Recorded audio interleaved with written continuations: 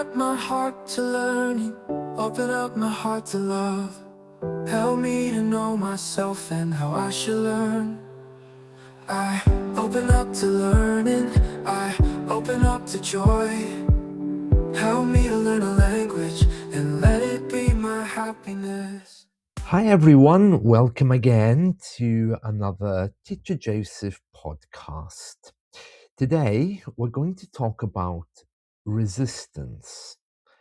Now, we've all been in that place. We want to learn a language, we put our head down, and we find that we just can't learn. Our mind tells us, no, not today. You look at the book and nothing is coming into your mind. That's one form of resistance. And I want to talk about why that comes up. You might be surprised to know that it's not just about unwillingness to learn, it's not about being afraid. Sometimes our body and our mind just stops us. There's a couple of reasons for this. One reason is about uncertainty. The unique thing about learning a language is you get the chance to change who you are. If you're interested in accent reduction, you get the chance to speak differently. You get the chance to build a new personality. And your mind and body don't often like that because it means that you're stepping outside of your comfort zone. Also, where you learn, if you're going to a school, for example, unfamiliar territory brings about uncertainty. And it's the same with people meeting new teachers. It's not easy. And sometimes our mind just responds with, no, no, thank you. I know that when I've been trying to learn different languages, this feeling of uncertainty is something that's come up again and again. And it's something that I've had to look at very deeply in order to overcome it. So the first point is certainly the fact that learning creates an uncertainty. There's also insecurities there. What if it costs too much? What if it doesn't work out? And what if I discover uncomfortable things about myself, like I can't do this at my age? What happens? So, in the background of learning, there's all these things. Your mind is like an engine. So, in order for it to cope, it puts up a barrier and says, you know what? It's better you don't do this, and I'm going to protect you. The second reason why your mind and body might offer some kind of resistance is because it's about identity. And as I mentioned a moment ago, you're changing and growing. Even with making basic sentences, you're embracing a new culture and a new way of doing things. In your own culture, you may well be intelligent, capable. Maybe you have a good, steady job that brings in a good income. You're the one, the person who knows everything. But in a new culture, that's not always the case because you're stepping into something new, a new country, for example, and the goalposts change a little bit. And again, that's why your mind might bounce back and say, no, I'm not going to let you change who you are.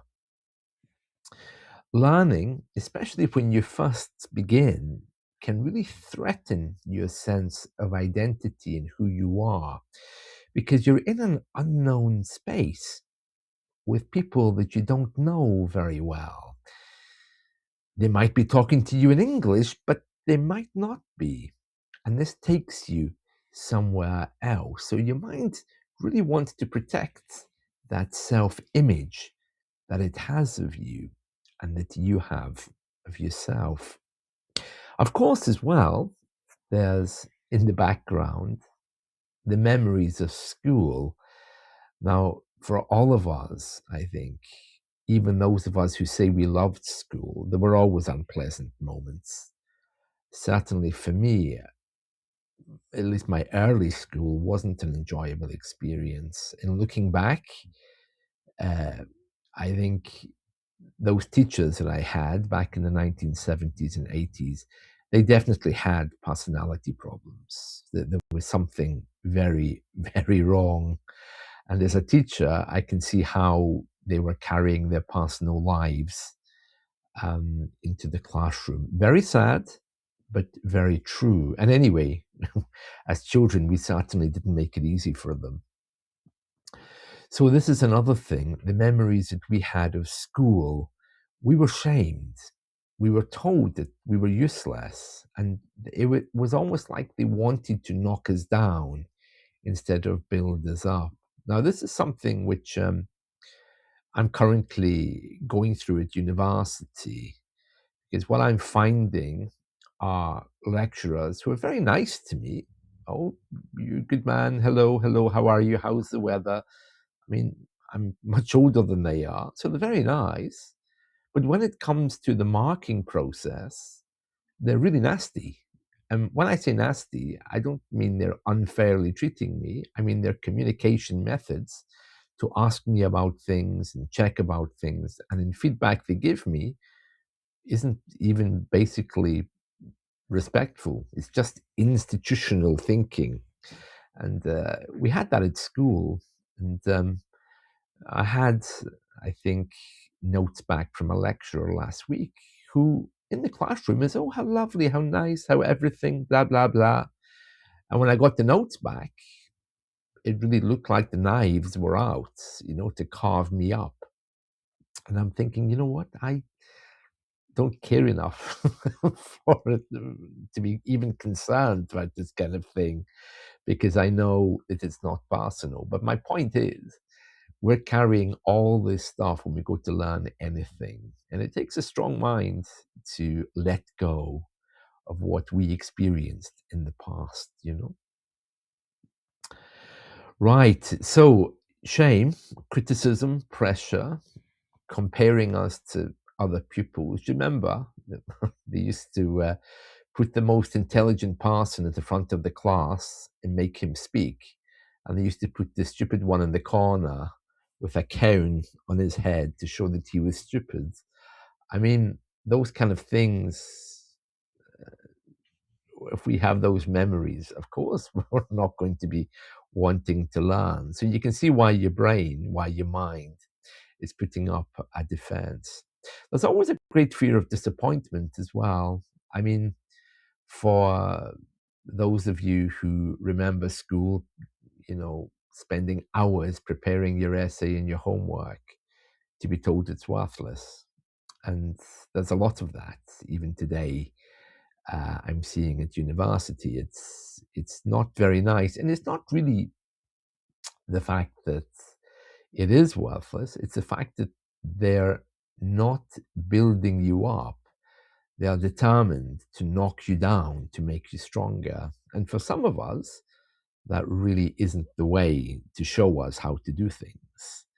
It is an old way of doing it, but I I had hoped things had moved on. It's not my way, uh, but I can see that still exists. So again, you can see why your mind is carrying all this stuff. So when you sit down to learn something, it's saying, no, you're not doing this because you hurt me. So you can see all of these things in the background. Of course, there's also exhaustion. We're all very busy people, and that's another thing that you really must keep in mind.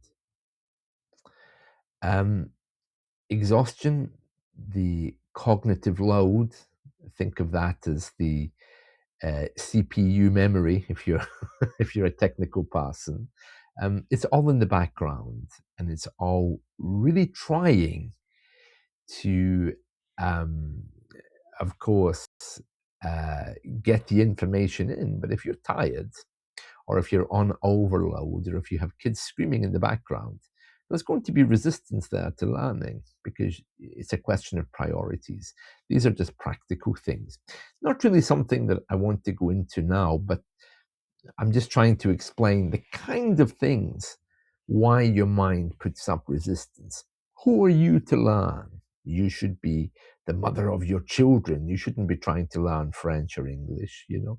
These kind of things come up, and they're very, very strong opinions which argue their way in. And again, it's really something that you need to face. But once you do, it really makes you stronger. And so, what does that resistance look like then? Well, it looks like distraction when you can't really pay attention to the books. It looks like procrastination when you tell yourself, well, yeah, I'll do that tomorrow because you don't want to do it. It also looks like confusion when you just can't, you know, can't dig down. Sudden doubt when you just suddenly tell yourself, oh no, can't do this. And also a lot of motivation to do the thing that you want to do. So it's almost like self sabotage.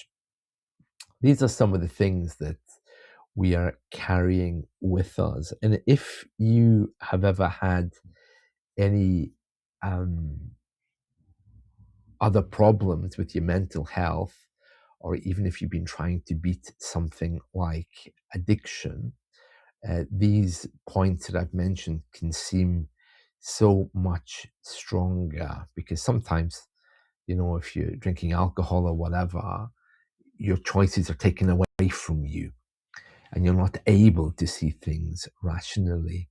So it takes a bit of practice to get this just right. It's very, very interesting. So, um, what can you do then to overcome resistance? Well, what I've been doing, and the thing that I found that works best for me, is journaling. Because once you start journaling, and journaling is writing your thoughts down, like keeping a diary. But in English, we don't call it a diary because a diary is more like a calendar for future events. But how are you feeling? How you are? There are certain prompts you can use, like what do I need to let go of today? What am I carrying today? What's going on in here today?